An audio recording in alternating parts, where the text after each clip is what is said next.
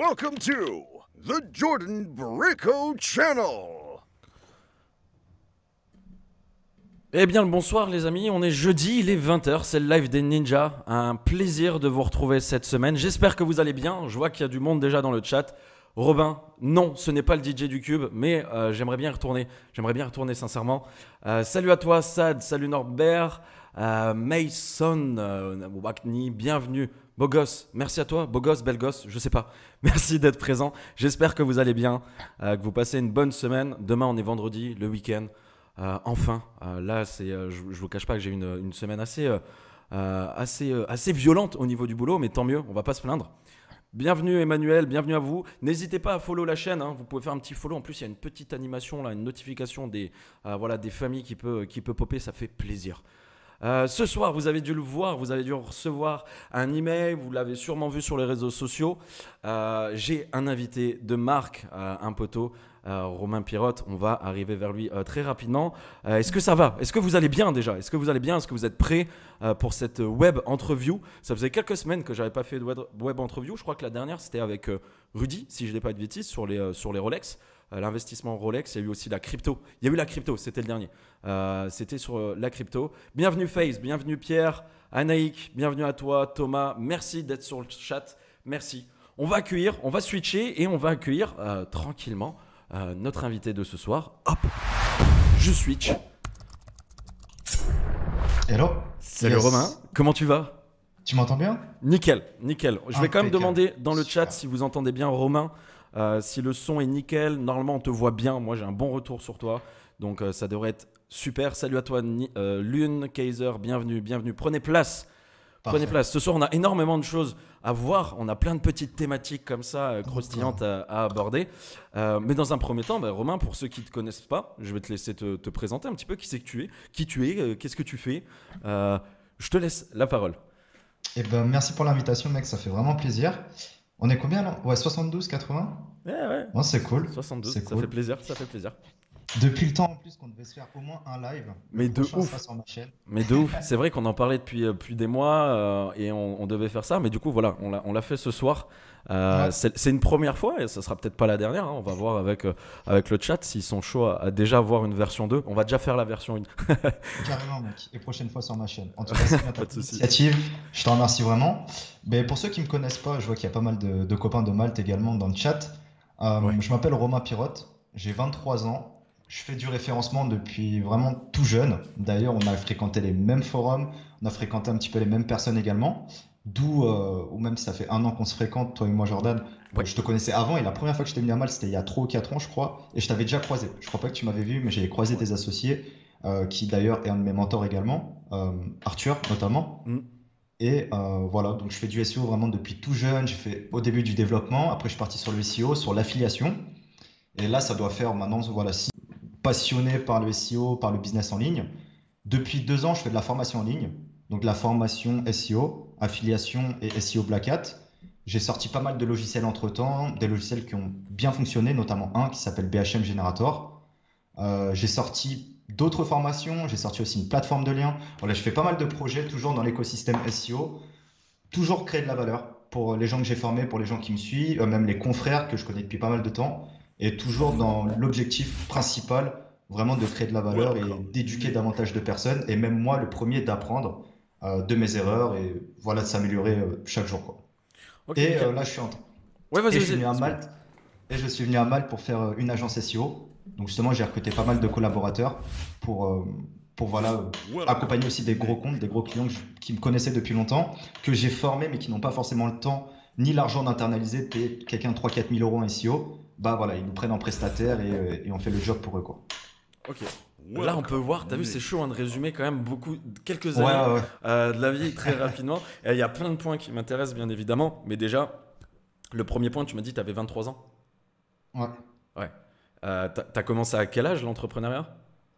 Alors, l'entrepreneuriat, franchement, entrepreneuriat avec passion, c'était même la passion du PC, le fait de se dépasser, de vouloir faire aussi un peu de business, d'être autonome, indépendant. Et ouais, ça s'est fait assez tôt, quoi, vers 14-15 ans. J'achetais déjà mes premiers bouquins, tu vois. Bon, même des bouquins, des fois en anglais, je parlais même pas anglais. Mais un petit peu tout ce qui était hacker, Également développement PHP, etc. Tu vois, tous ces petits bouquins-là qui maintenant sont connus, sont accessibles à tous. Mais avant, c'était pas forcément le cas. Donc voilà, ça s'est fait assez rapidement. Après, on a fréquenté aussi un petit peu les mêmes forums, parce qu'on avait les mêmes centres d'intérêt. Et voilà, donc ouais, ça fait un bon moment, quoi. Ouais, mais ce qui est ouf, c'est que moi, bah, aujourd'hui, j'ai 28, là, je vais sur mes 29. T'as commencé, ouais, bah, t'as commencé tôt. C'est vrai que j'ai commencé à 14-15 ans Ouais. et t'as déjà créé énormément de choses. On va le voir. Justement, t'étais en train d'expliquer que t'as fait des bises dans l'affiliation. Ensuite, t'as fait de la formation. T'as sorti des outils. Un des thèmes aussi qu'on pourra aborder qui est hyper intéressant, c'est que ben là, ce soir, au final, Romain fait comme moi formation, coaching dans l'affiliation et le SEO. Donc, typiquement, entre guillemets, comme on pourrait dire dans le jargon, un concurrent, mais ça l'est pas vraiment, justement. C'est ça qui est hyper intéressant. On a toujours été quand on discutait à s'échanger des tips, etc. Parce que bah, généralement, pour beaucoup de personnes, on est des concurrents, on se marche dessus. Et c'est ça aussi que je voulais montrer et expliquer un petit peu à tout le monde, c'est qu'on peut très bien être sur le même domaine et marcher un petit peu, j'allais dire main dans la main, mais en tout cas s'entraider. C'est hyper intéressant. Je vais juste prendre quelques secondes parce que je vois qu'il y a pas mal de follow. Merci à Enzel45, Jajaman, Bedouin, j'imagine que c'est Edwin, c'est Edwin, hein, ça doit être ça, ouais. Alexanders, bienvenue. Ipra, merci pour le follow, les gars. Merci, ça fait plaisir. Donc oui, énormément de choses. Ok, aujourd'hui, du coup, toi, tu t'es expatrié à Malte, tu disais, ça fait combien de temps? Ça fait 1 an. T'es la première personne qu'on a rencontrée d'ailleurs et qui est Bedouin C'est vrai. sur Malte. Ouais. Et ouais, maintenant ça va faire 1 an, hein, depuis janvier 2020. Ok. C'est ça. Et du coup, pourquoi l'expatriation? Bah, tu vois, je le prends même pas en expatriation, c'est que je déteste la routine. Ok. Et j'ai beaucoup voyagé. J'ai travaillé mon premier job, c'était consultant pour une startup, agriconomie.com, qui est une des meilleures startups en France. Voilà, très très fort. Et dès que je suis parti de cette startup-là en tant que consultant, eh bien après, je suis parti directement un petit peu voyager, tu vois, les pays de l'Est. La routine, je déteste.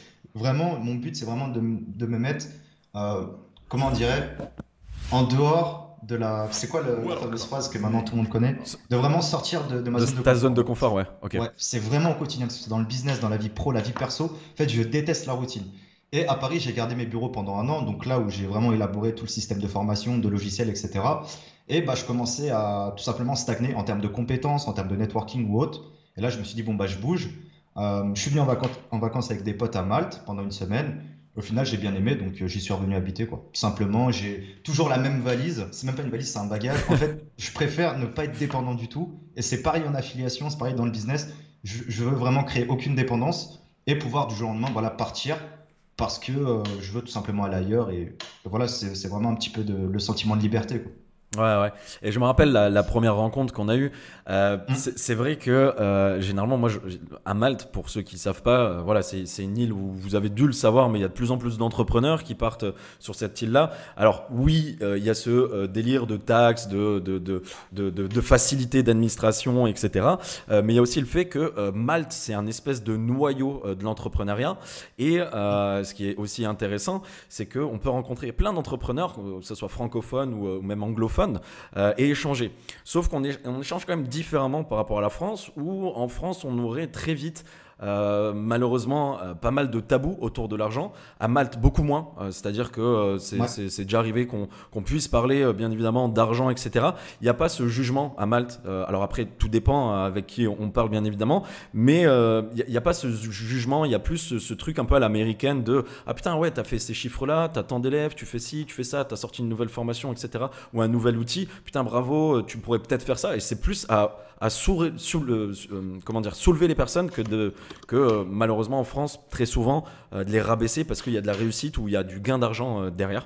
Donc voilà, mais je me rappelle, ouais, en effet, la première rencontre et je voulais dire ça parce que c'est vrai que j'ai l'habitude de voir pas mal de personnes défiler à Malte et je me trompe rarement. Le feeling que j'ai avec les personnes, c'est que, enfin en tout cas que j'ai eu avec toi, c'est que je me suis dit, oula, lui, il est jeune, certes, mais je sens qu'il va, comme tu disais, j'allais dire, t'es pas stable. Si, t'es stable, mais t'avais envie de manger, tu vois, de manger plein de choses, Bien sûr. de faire plein de trucs, que ça soit dans la vie perso, mais je l'ai vachement senti, pardon, dans le Ouais. côté pro aussi. Et j'ai vu direct, en fait, au bout de 5-10 minutes, quand je parle avec quelqu'un, que ça soit perso ou pro, je vais tout de suite voir, tu vois, la vision de la personne, Ouais. peut-être aussi ce qu'il a vécu, etc. Et j'ai vu que, voilà, que t'allais aller loin. Et encore, t'en es qu'à ton début, j'ai envie de te dire, ce qui est déjà Ouais, énorme par c'est rapport que le début. à d'autres jeunes de 23 ans, quoi. Donc, franchement, ouais, déjà, ça, c'est propre et félicitations à toi, hein. Merci, C'est un merci taf. mec, ça fait vraiment plaisir. Mais c'est ça, manger la vie. Et pour revenir au truc du. Effectivement, pourquoi je suis parti de Paris? C'est tout con, hein, c'est peut-être. Après, j'essaie de dire ça de manière objective, comme toujours, au quotidien. Mais un peu quand tu es dans une salle et que tu penses être le meilleur de la salle, c'est que tu es dans la mauvaise salle. Et justement, je me suis dit, à Paris, j'ai plus rien à faire là-bas, excepté la famille, les amis, etc. Voilà, je peux bouger à Malte. Et quand Malte, bah, je trouve que j'ai plus forcément rien à apprendre et que j'ouvre une autre cellule, d'autres bureaux, bah, peut-être que j'irai à Bangkok ou j'irai dans un autre paradis de l'entrepreneuriat, plus ou moins, pour faire des rencontres. À savoir que je suis pas forcément totalement expatrié parce que je suis toujours affilié à la France. Je Ok. paye toujours mes impôts en France pour le moment, etc. Mes collaborateurs sont déclarés une grosse partie en France également. Donc voilà. Mais Ok. effectivement, c'est toujours cool de pouvoir voyager et voilà. Ok, super. Du coup, aujourd'hui, toi, tes projets que tu as actuellement, là, tu disais que tu avais Mhm. sorti une formation dans l'affiliation, dans le SEO. Tu sors aussi des outils, c'est ça? Ouais. Donc, tu fais pas mal de choses. Toi, ton projet, là, par exemple, cette année, est-ce que tu as des projets en tête? Donc, on va dire moyen terme, 2021. Alors en fait, j'ai pas vraiment de projet abouti parce que je vis vraiment un peu au jour le jour. Je fais jamais de roadmap, genre de plan d'action sur 3 mois, 6 mois, parce que dans 3 mois, je serai même pas où je serai. Je serai même pas où mon business sera. Peut-être que je serai même plus à mal, peut-être que je serai même plus dans les SEO, même si j'y crois moins. Mais j'aime bien vraiment préparer, enfin, vivre aujourd'hui comme si voilà, demain, pas trop me projeter. Et vraiment, ce que je veux, en tout cas à Malte, c'est ce que j'essaye de construire, c'est vraiment d'investir, mais pas d'investir dans des projets, mais vraiment d'investir dans l'humain. Je me dis que c'est un investissement qui, ça peut faire capitaliste ou autre, mais c'est vraiment recruter des personnes, les payer, mais vraiment miser sur eux. Et je sais que ça peut aller vraiment très loin. Parce qu'aujourd'hui, les gens, par exemple, qui mettent sur l'agence en présentiel à Malte, eh bien demain, on pourra partir sur un autre business. Mais par contre, on se connaîtra, on saura chacun les avantages, les défauts, et je saurai travailler avec eux. Et on pourra basculer, pivoter sur d'autres business. Et vraiment, le but, c'est de créer un écosystème où tout le monde travaille ensemble, tout le monde a vraiment en gros, son super pouvoir. Lui, c'est un vrai closer. Lui, c'est un très bon manager, etc. Et bien comme ça, on pourrait vraiment aller sur plein d'autres projets. À savoir que aujourd'hui, je suis vraiment sur 4 grosses entités. BHM, qui est ma société, en gros, c'est 4 grosses entités. Donc effectivement, ça peut faire beaucoup. Et à terme, certaines vont sortir. Mais pour le moment, voilà, je kiffe ce que je fais. Et même si ça nécessite peut-être 10-11 heures de travail par jour, voilà, je l'ai fait et il n'y a pas de souci, quoi. Ah ouais, non mais c'est propre. Et c'est vrai que, encore une fois, la première fois, les autres fois qu'on s'est vu, j'avais la sensation, en fait, c'est bizarre, mais j'avais la sensation de me voir il y a quelques années en arrière, quand je suis arrivé à Ouais, Malte, il y a 6-7 ans en arrière. c'est ce que tu me disais en À plus. peu près au même âge au final, je suis arrivé à 24, je suis arrivé un an après. Mais pareil, tu vois, et j'ai envie de dire, t'es encore plus mature que moi quand je suis arrivé, que ce soit perso et sur ton boulot. Donc franchement, ça c'est hyper propre. Et c'est bien aussi pour ceux qui sont dans le chat, que ce que tu étais en train de dire, c'est que tu as 4 grandes identités, c'est ça que tu disais, grosses identités, ou en tout cas thématiques, mais j'ai envie de dire projets dans ton Ouais, business.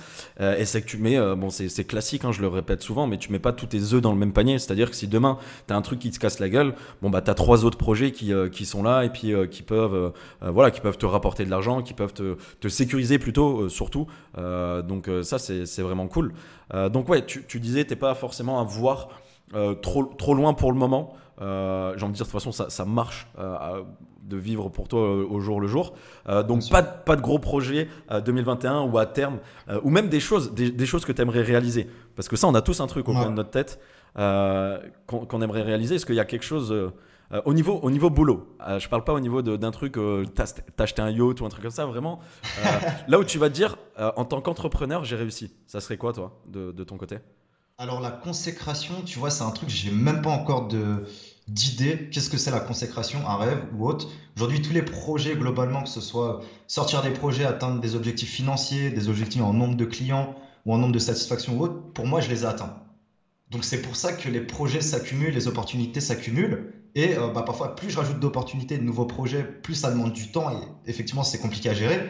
Mais j'ai pas forcément de consécration, de gros gros projets, quoi. C'est bizarre, hein. J'ai Euh, pas franchement de montant financier, je suis pas du tout matérialiste. Euh, Je sais pas du tout. Moi, c'est vraiment la passion, tu vois, l'émotion qui m'anime.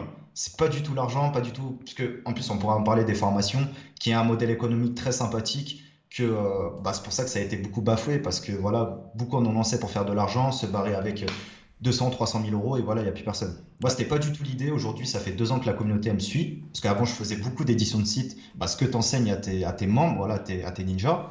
J'ai vécu de ça pendant longtemps. Et suite à ça, je me suis dit, bon, certes, ça rapporte, et ça pourrait me rapporter beaucoup plus que la formation, mais il me faut une porte de sortie. Mais il me faut que voilà, je réalimente ma passion, j'essaie de créer quelque chose. Tout en me challengeant, étant très timide, bah, je me suis dit, mais jamais j'oserais faire un webinar, jamais j'oserais faire une conférence devant 300, 400 personnes. Bon, bah, voilà, c'est ça, je me suis dit, la solution, c'est de faire une formation, un produit que je vais créer avec mes connaissances, mon expérience, mon bon SEO et leur permettre de devenir des experts. Et en plus, moi personnellement, je me challenge parce que je fais des choses que je n'aurais jamais fait avant. Et en plus, la création de communauté qui fait que voilà, il y a une certaine fidélisation.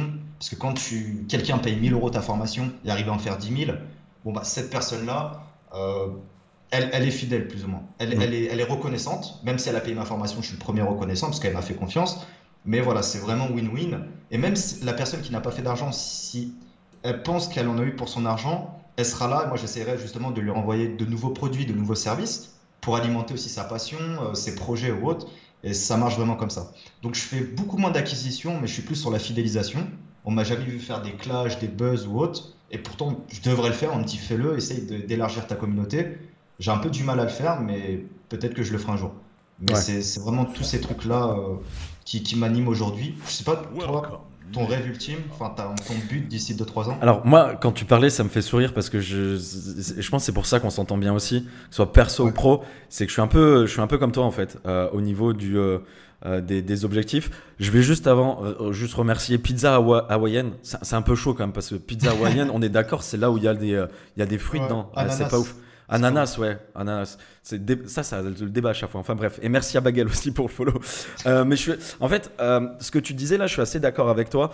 Et j'ai l'impression de me retrouver dans ce que tu dis. Au niveau des objectifs, pour moi, pareil, j'en ai pas en fait. Ce qui me fait flipper en fait, c'est que je me dis, tu vois, au bout d'un moment, tu te dis, il y a un moment dans ma vie où je me suis dit, techniquement, je pourrais arrêter de bosser. Et en Bien fait, sûr. il y a un truc qui m'a fait flipper, c'est que je me suis dit, putain, tu te rends compte, t'arrêtes de bosser à 26, 27, même 30 ans, même 35 ans, imagine. T'arrêtes de bosser, ok, ça va être cool pendant 1 mois, 2 mois, 3 mois, et encore. Mais au bout d'un moment, quand t'as plus rien à faire, tu vois, et que t'as la majorité de tes potes ou de ta famille qui, eux, ils bossent, bah, tu te retrouves tout seul comme un con, en fait. Je suis arrivé à un moment donné où je me suis dit, cette fibre d'entrepreneur qu'on a, euh, je pense que même si on a vraiment des milliards, on aura toujours envie de faire quelque chose, tu vois. Bien Tu sûr. regardes tu regardes des Jeff Bezos, tu regardes tu vois, des mecs comme ça, j'ai plus merde, SpaceX, des Elon Musk. Ouais. Les mecs, ils sont milliardaires, multimilliardaires. Ils ont toujours des projets en fait. Tu vois, ils pourraient se la couler douce sur une île en mode tranquille avec des employés de partout qui bossent pour eux. Mais non, ils veulent aller sur Mars, ils veulent aller faire ci sur la Lune, ils veulent lancer une fusée à droite à gauche. Bon, c'est d'autres projets, c'est d'autres investissements. Mais en fait, j'ai l'impression que quand on a cette fibre entrepreneur, t'as beau très bien gagner ta vie, on aura toujours des nouveaux projets, des nouveaux projets, des nouveaux projets. Moi, je fonctionne plus par objectif. Euh, Ouais. Même si je suis un peu comme toi et j'ai pas tellement d'objectifs là, et ça rejoint aussi ce que tu disais, mon objectif 2021, c'est un peu le développement de la chaîne YouTube, d'un côté un peu original. Mais ouais, parce que ça, pareil, quand on se voit, très souvent, on parle aussi du business et où on est d'accord là-dessus, c'est long terme. On a déjà discuté Bien et sûr. c'est là où nous, on se fait un peu matraquer la gueule maintenant à cause d'autres formateurs, parce qu'effectivement, ils viennent, ils font un hold-up, ils vendent du rêve et puis ils Ouais. repartent avec quelques centaines de milliers d'euros. Mais nous, on est d'accord sur le fait de dire, on construit une communauté, il faut créer une communauté, la fidéliser. Et pour fidéliser une communauté et la créer, eh ben, faut être transparent, faut être honnête, et il faut aussi constamment qu'on soit en tout cas, qu'on essaye d'être au top de nos compétences pour retransmettre ça, que ce soit par du savoir via des formations ou au top via un outil que toi, par exemple, tu pourrais proposer, qu'il n'y ait pas de bug, que ça fonctionne bien, etc. etc. Bien sûr. Donc ouais, le long terme, clairement, c'est quelque chose qui est hyper important. Et en plus de ça, le long terme sur le business, et en plus de ça, quand tu crées une communauté, bah, c'est une force. Tu as des gens qui te suivent, qui t'apprécient. Donc ouais, je suis totalement d'accord avec toi. Moi, ça me ferait chier quand je demande de l'argent pour un coaching ou une formation, de ne pas avoir un truc derrière. Parce que je reviens toujours à l'étape de ma vie où je gagnais un SMIC et je sais c'est quoi, tu vois, 1100 euros par mois. Donc, moi, je me donne à fond, tu vois, quand je sors quelque chose. Et toi, c'est pareil. Et je le vois, on en a déjà discuté. Donc, ça, c'est Bien vraiment. sûr. Mais la pire chose en plus, c'est qu'on met nos têtes, tu vois. Je me dis, Ouais. ça peut être tout con, mais on met nos têtes. Moi, je me permettrais pas, déjà pour mon amour propre, d'arnaquer des gens avec ma tête, tu vois. Donc tout ce que je dis, c'est vérifier, en tout cas la majorité du temps. Comme ça, dès que si je donne des tips, des astuces ou autre, c'est testé, c'est approuvé ou autre. Voilà, je veux pas m'emballer dans des discours, dans des trucs, sachant que ça peut me retomber dessus un jour ou l'autre, quoi. Ouais, Et non. c'est ça le pire, ce que je me dis. Et Ouais, non. après, bien sûr, tout dépend de la morale, de l'éthique de chacun. Bien sûr, je suis personne pour juger, hein, mais voilà, faut autant faire un projet carré. Projet carré, c'est facile, il faut juste bosser, il y a pas de mystère, hein. Pour être un expert, c'est peut-être 5000 heures de travail. Bon, bah, quand tu as 5000 heures de travail, tu peux faire déjà une formation, un mastermind ou autre, assez consistant qui peut apporter de la valeur à tout le monde. Voilà, c'est pas non plus impossible, quoi.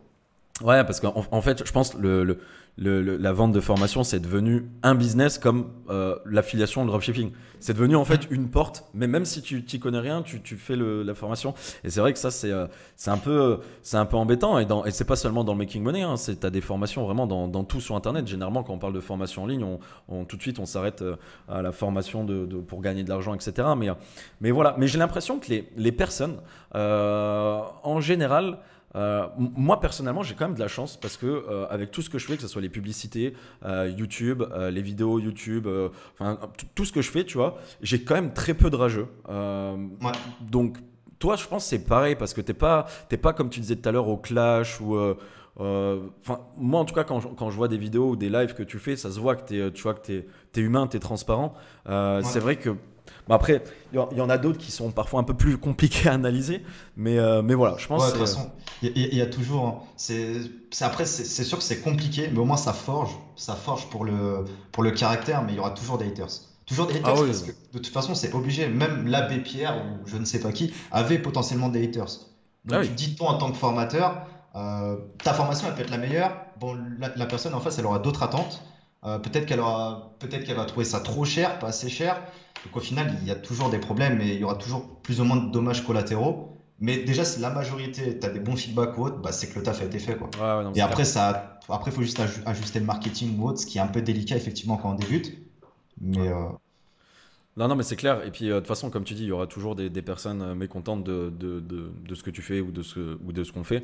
Après, le plus important, de toute façon, je pense que quand tu sors un projet, un outil ou quoi que ce soit, tu le sais au fond de toi si, si c'est ce que si ce que t'es en train de faire, pardon, c'est de la merde ou pas, tu vois.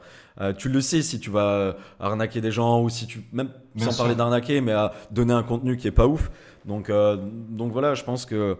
Mais voilà. Ce que je voulais dire, c'est que je pense qu'il y a quand même un changement petit à petit au niveau des personnes qui commencent à avoir une vision quand même de Internet. Il y a peut-être quelque chose à faire. Le Covid en est pour quelque chose quand même, hein. Parce que Ouais, ça, moi je sais pas sur tes sites d'affi, moi j'ai eu des pics quand il y a eu le Corona. Mes business n'ont jamais aussi bien marché que quand il y a eu les premiers confinements. bien sûr.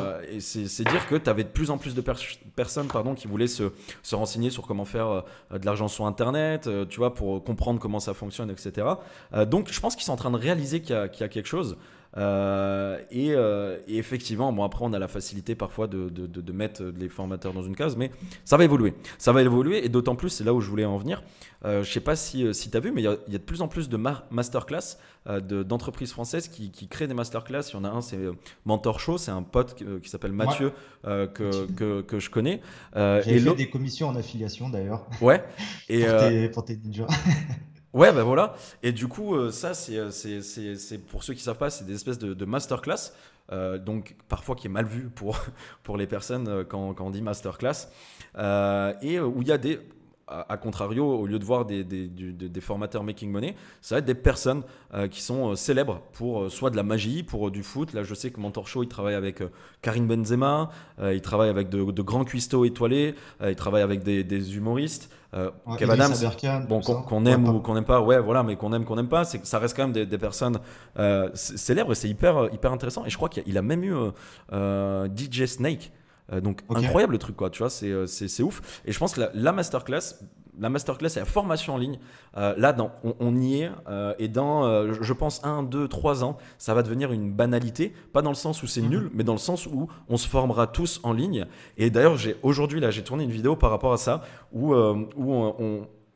j'explique un petit peu le fait que aujourd'hui, alors moi j'étais un peu, justement je vais te poser la question aussi, toi élève, comment t'étais, élève collège, tout ça, comment ça se passait, mais c'est vrai que pour moi le système en France au niveau de l'éducation est un peu archaïque. C'est pas que les profs sont mauvais, c'est qu'ils suivent un programme qui est plus d'actualité en 2021 avec tout ce qui se passe, et je pense qu'il y a clairement des choses à revoir parce que la manière pédagogique d'enseigner n'est pas... Pour moi, hein, ça ne regarde, enfin, c'est que moi qui donne cet avis-là, mais la manière pédagogique n'est pas bonne en France au niveau de l'éducation.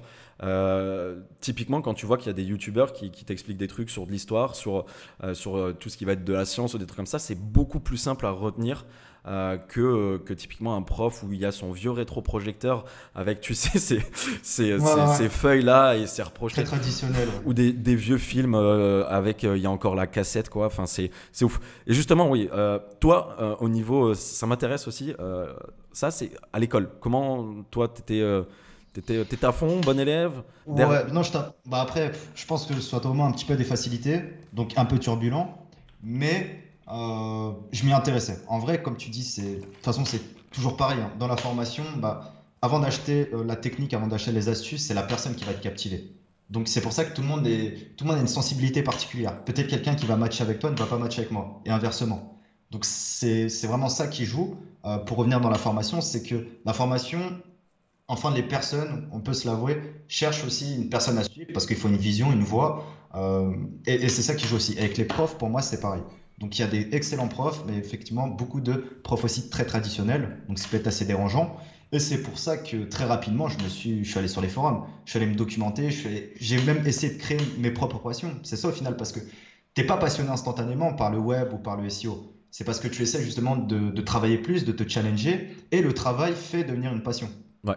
En tout cas, moi, c'est comme ça que je me passionne, c'est vraiment le copywriting. Je détestais ça au début. Mais justement, à force de poncer un texte par jour, bah maintenant je kiffe. Et je vais recruter quelqu'un avec qui je vais déléguer toute la partie copywriting, parce que ça prend un temps fou également. Mais voilà, il faut vraiment autodidacte. Il y a pas le choix. Autodidacte, aujourd'hui, on peut se former. Quand tu vas sur des plateformes, comment ça s'appelle, la plateforme d'éducation en ligne où tu peux voir des cours de Harvard, de je ne sais pas où. Ok. Je connais pas. Plus le nom. Je connais pas. En gros, c'est une plateforme portée par The Family où sa maman en parle très souvent. Et au final, pas le choix, hein, il faut se former en ligne. Masterclass, comme tu dis, tout le monde a la. Bon, après, ça peut coûter assez cher, mais la connaissance que tu as juste dans Mentor Show, voilà, c'est extrêmement puissant. En plus, c'est bien marketé, ça donne envie. Franchement, voilà. Même après, c'est vrai que la France reste très, très traditionnaliste en termes d'études, CV, etc. Donc, pas le choix, hein. Même, je comprends. J'ai recruté des personnes qui sont encore en études. Et à leur place, je leur dirais, pars de tes études, viens maintenant, on travaille ensemble 2-3 ans, il n'y a pas de souci. Tu es avec moi, maintenant je te garde et voilà, on avance. Mais je comprends à leur place que quand tu mets 10 000 euros par an dans une école, bon, effectivement, tu ne peux pas la quitter parce que c'est le CV qui compte, c'est le réseau et c'est effectivement assez délicat. Ouais, non, bien sûr. Mais ce qu'il faut retenir, c'est vraiment il faut travailler soi-même, il faut travailler plus que les autres. Et moi, je te disais en plus l'année dernière, je te dis, je sais qu'il y a 24 ans, 25 ans, là j'en ai 23. Bon, je suis déjà assez bien, mais dans 1 ou 2 ans, je serai rentier, je pourrais me payer peut-être 2-3 vies. Mais comme tu dis, c'est pas le but. Le but, c'est de toute façon, c'est les projets qu'on arrête de bosser, on se lancera dans notre truc. Si c'est pas le SEO, ce sera peut-être un restaurant, je ne sais pas. Mais c'est vraiment ça qui nous alimente. Et le travail, c'est vivre, quoi. Vivre, c'est travailler. Hein. Non, mais clairement. Je pense qu'il y en a peut-être au final. Hein, tu sais, à 30 ans, ils peuvent ne plus bosser, ils le feraient. Mais je pense que psychologiquement, tu tiens un an. Alors après, tu peux voyager, tu vois. Moi, je kiffe voyager Aussi. et tout, comme toi, tu vois. Mais je pense qu'au bout d'un moment, même quand tu voyages, tu découvres plein de choses. Au bout d'un moment, tu vois, t'as vu beaucoup de choses. C'est limite, tu peux tomber en dépression de ne plus rien faire. C'est-à-dire que déjà, t'as peu de personnes qui peuvent te suivre parce que à notre âge, on fait quand même partie, j'ai envie de dire, sans avoir trop d'ego, mais on fait quand même partie d'un pourcentage de personnes où on a. J'essaie de pas dire de la chance à chaque fois, mais je le dis quand même parce qu'on a quand même une part de chance, je pense, même si on bosse énormément pour ça. Mais de pouvoir voilà, vivre un petit peu comme on veut. Mais je pense qu'au bout d'un moment, ça serait trop compliqué en fait de rien faire. Et on pourrait très vite tourner en rond en fait. Ouais, Donc, pour moi, déjà, c'est une grande chance d'être né sur le territoire français. On va ouais, pas se je cacher, suis hein. d'accord. Je suis pas forcément patriote ou autre, Ouais, mais quand tu vois que je sais pas, en Inde ou des pays vraiment sous-développés, enfin sous-développés où il y a vraiment des gros contrastes en termes de population, c'est assez chaud. Et c'est pour ça que Coursera, c'est ça que je parlais, la plateforme. Merci Ketamine dans le chat. ouais. Eh bien, Coursera, ouais, voilà, c'est puissant, hein. Tu vois qu'il y a des mecs qui ont des diplômes qui ont même pas 18 ans, ils arrivent à choper des diplômes de Harvard ou autre via Coursera, alors que les autres mecs qui payent 20 000 € l'année et sont même pas, euh, ne suivent même pas les cours, quoi. Ouais, ouais. Non, C'est vraiment ça, après, Internet, qui est puissant. à Harvard, je pense aussi que c'est le truc, Voilà. quand tu as ça dans ton CV ou sur une ligne, en gros, c'est voilà, tu as la société qui est peut-être intéressée par rapport à ta ligne. Mais bon, mais encore une fois, ça, je pense, c'est un petit peu comme les formations en ligne, ça va être amené à évoluer. Tu regardes, je pense que toi, quand tu recrutes quelqu'un, tu regardes son CV ou c'est quoi qui t'intéresse dans le recrutement? Non, Alors, on en arrive, je fais la transition, on en arrive justement complètement. à gestion d'une team, avoir des premiers employés, des stagiaires, etc. Mais toi, ouais, du coup, la question c'est dans un CV, tu recrutes en mode classique, patron français qui va regarder le CV, s'il y a un trou dans le CV de 6 mois, t'es pas content, ou autrement? Alors, mec, je suis vraiment l'antithèse du recruteur. Pour moi, je suis un très bon recruteur parce que pour les autres, je le suis pas du tout. C'est que ça va se passer en un coup de fil. Ok. Ça va se passer en un truc. Bah, les deux premières personnes que j'ai recrutées sur Malte, donc Mathilde et Julien. Mathilde qui est un peu polyvalente sur tout, contrat, etc. Et Julien, bah, qui est le responsable commercial maintenant, on peut le dire. Mhm. Bah, ça s'est fait en un coup de fil. J'ai même pas vu le CV et après, justement, 1 ou 2 mois après qu'ils soient arrivés, pardon, m'a dit, mais j'ai mis ça dans mon CV, mais j'ai même pas vu ton CV, ça m'intéresse pas en fait, c'est le feeling. Surtout si en plus par exemple tu es là pour vendre, donc déjà si tu me parles bien, pour moi c'est déjà 50% du taf qui est fait. Ouais, Tu c'est es ton là pour CV quoi. rassurer le client, ouais voilà, tu es là pour le suivi, tu es là pour régaler le client quoi. Donc franchement je regarde même pas le CV. Après ça dépend des aptitudes. Effectivement si je recrute un développeur, je vais lui proposer un test de candidature. Ouais. Si je sais pas, si je recrute un graphiste, bon bah fais-moi 2 3 bannières et voilà, si ça le fait, on travaille ensemble instant quoi. Mais non, pas du tout le CV vraiment traditionnel quoi. Et ça fait marrer les autres parce que moi j'investis sur l'humain, j'investis pas sur des compétences. C'est ça qui. Les aptitudes, tu les trouveras toujours. Voilà pourquoi je t'aime bien, Romain. Parce que c'est exactement pareil. C'est investir sur l'humain, mais aussi sur la confiance et la motivation de la personne à vouloir développer la boîte. Ce que j'explique aux personnes qui bossent avec moi, c'est on est sur un bateau. Le bateau là, il grossit. Plus les mois ils passent, plus les années passent, ce bateau là grossit. Et techniquement, ils doivent prendre, même si je parle pas en grade dans le boulot, mais juste pour vous expliquer, 6 mois un projet sur lequel comment dire, ils travaillent. Si le projet évolue, si ça fait plus gagner d'argent, si il y a plus de responsabilité, bah, ils gagneront en responsabilité, ils gagneront plus d'argent. C'est-à-dire que je suis pas, tu vois, à monter tout seul dans mon business, que ce soit en responsabilité ou en gain d'argent, et à laisser les autres en bas. Et techniquement, c'est ce que je fais depuis des années, et ça marche, tu vois, Bien d'essayer sûr, d'accompagner ça les marche. personnes, quoi. Parce que Bah, ça les fait motiver. Ils ont l'impression de faire partie un peu je vais pas dire d'une famille, mais presque, où c'est ça. plus ça grossit. Ça peut faire mytho, hypocrite ou autre. Parce qu'on l'a déjà fait, j'ai déjà bossé dans bah, une boîte où notamment on me disait voilà la famille ou autre. Mais la famille, quand t'es 70, mec, c'est plus la famille. Ouais, Mais parce qu'on était 10 et je comprends que certaines sociétés ont des visions industrielles. Moi, peut-être à terme, j'aurai une boîte. Voilà, on sera peut-être 50, 100, je sais pas, avec des call centers ou autre. Mais pour le moment, l'idée, c'est vraiment de rester familial pour le coup. Et justement, on se bride en termes de recrutement, parce qu'on a plein de profils à recruter. On se dit, voilà, plutôt externaliser et rester entre nous dans les bureaux. Mais effectivement, de toute façon, tu pourras pas recruter le meilleur, parce que le meilleur, il sera déjà avec quelqu'un d'autre, parce qu'il payera 2 à 3 fois plus que toi. Mais tu peux recruter l'humain, la personne qui va rester avec toi. Tous les gens avec qui je travaille, que ce soit Oyonix, Fabien, qui sont là en plus ce soir, on s'est jamais lâché, parce que la confiance avant tout. Et la compétence, l'aptitude, tout le monde peut se former. Tant que tu captes vite et que on est loyal, il n'y a pas de souci, on ira décrocher la lune, il n'y a pas de problème. Qu'est-ce que c'est Mais beau. c'est exactement pareil que toi. Non, Qu'est-ce que c'est en vrai, beau. c'est. Hashtag Amel Bent. On Non, est mais un ouais, peu dans- clairement, mais je suis d'accord avec toi sur ce point-là. Donc, c'est vraiment. En fait, tu as tout dit. Investir en l'humain. Ouais. En tant voilà, que leader, j'aime pas dire patron, mais leader, moi j'investis plus sur l'humain que sur que des compétences. Et effectivement, il y a parfois si on va recruter un dev ou des trucs un peu plus techniques, on va avoir besoin quand même de regarder. Mais ça va plus être le travail, encore une fois, moi ça sera pas le CV. Ça va plus être le boulot. Mais pareil, tu vois, en France, typiquement, quelqu'un qui a un CV et qui a beaucoup voyagé ou qui a fait plein de petits boulots, en France, les RH, ils vont pas aimer les ressources humaines. Alors que moi, je kiffe. Moi, quelqu'un qui voyage beaucoup, pour moi, c'est quelqu'un qui sera bien plus intelligent que quelqu'un qui a Bien sûr. pas fait grand-chose, tu vois. Et franchement, ça, c'est un truc qui. Ça fait ouais, un peu plus de 6 ans que je suis à Malte. C'est un truc qui est confirmé. Ça, je suis sûr et certain. Si vous parlez, si vous discutez avec quelqu'un qui a beaucoup voyagé, qui a voyagé un peu partout dans le monde, vous verrez que bon, psychologiquement, techniquement, elle est normale, mais surtout qu'elle a un esprit qui est vachement open, vachement ouverte. Et ça, c'est validé. Je valide, c'est sûr. C'est une personne qui voyage et beaucoup plus ouverte d'esprit. Donc voilà. Et généralement, moi, j'aimais bien recruter des personnes qui avaient pas mal voyagé. Alors après, bien évidemment, il y avait le risque de se dire qu'elle allait peut-être pas rester longtemps dans la boîte.